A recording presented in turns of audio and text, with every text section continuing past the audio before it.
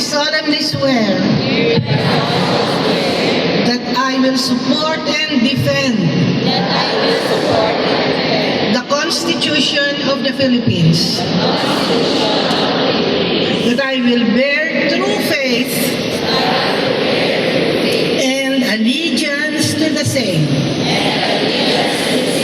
that I will obey the laws, legal orders, and decrees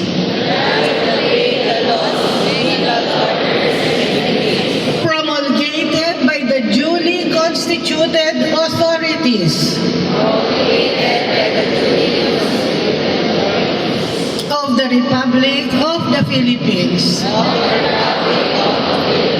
and that I impose this obligation upon myself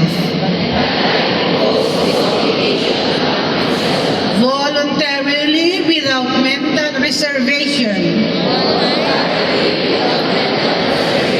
or purpose of evasion. I further solemnly swear that at all times and places I will adhere closely to the ethical standards and professional roles of teachers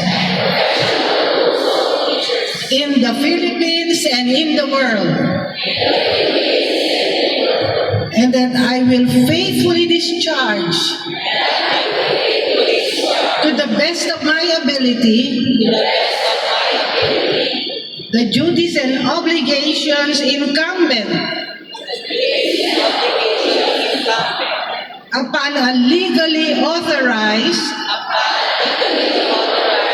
professional teacher. So help me God. Congratulations.